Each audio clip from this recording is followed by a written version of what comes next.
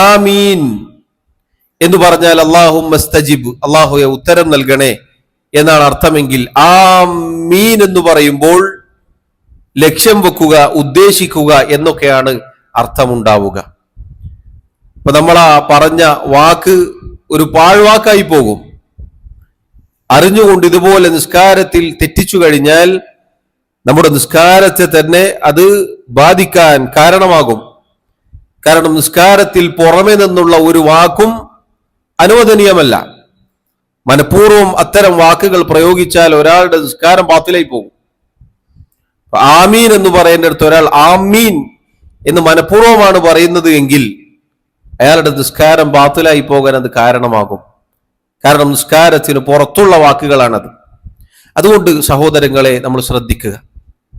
ഗൈറിൽ മഗ്ദൂബി അലൈഹിം വലദ്ദാല്ലീൻ എന്ന് പറഞ്ഞ് ആമീൻ എന്ന് പറയാൻ നമ്മൾ ശ്രദ്ധിക്കുക.